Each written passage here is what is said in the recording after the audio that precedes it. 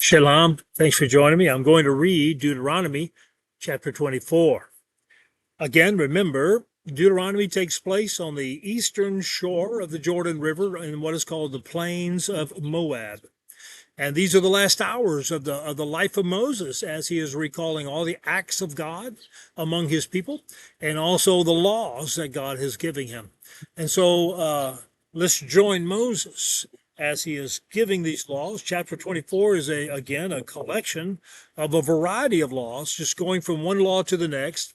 No real particular context, no real particular theme, other than these are the laws of God and we are to obey them. So let's join Moses and let's see what he's saying. Verse 1.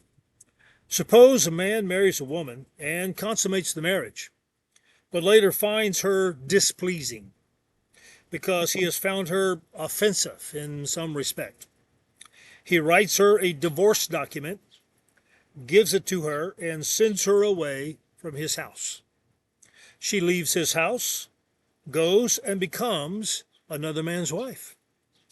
But the second husband dislikes her and writes her a get, gives it to her, and sends her away from his house, or the second husband, whom she married, dies.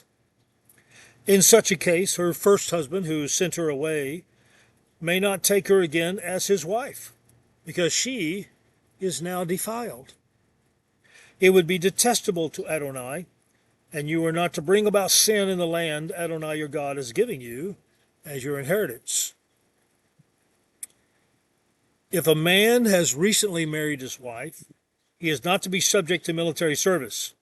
He is to be free of external obligations and left at home for 1 year to make his new wife happy.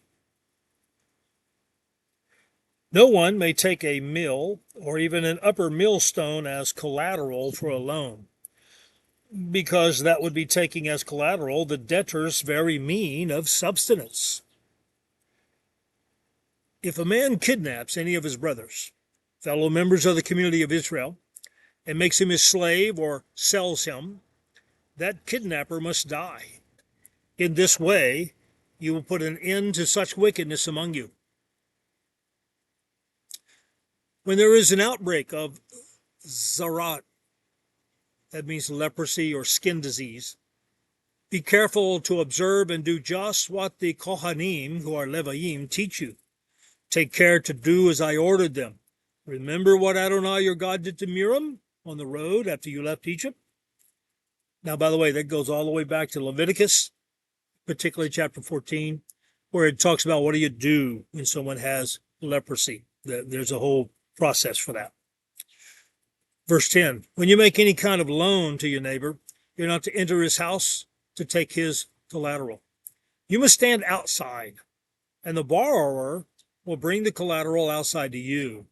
If he's poor, you're not to go to bed with what he gave as collateral in your possession. Rather, you must restore the pledged item at sunset. Then he will go to sleep wearing his garment and bless you. This will be an upright deed of yours before Adonai your God. You are not to exploit a hired worker who is poor and needy, whether one of your brothers or a foreigner living in your land in your town. You are to pay him his wages the day he earns them, before sunset, for he is poor and looks forward to being paid. Otherwise, he will cry out against you to Adonai, and it will be your sin. Fathers are not executed for the children, nor are children executed for the fathers.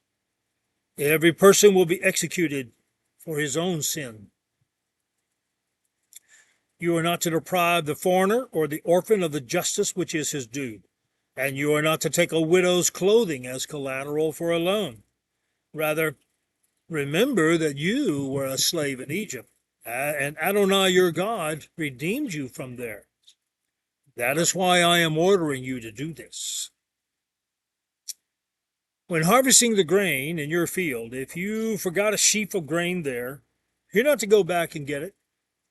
It will remain there for the foreigner, the orphan, and the widow, so that Adonai your God will bless you in all the work you do.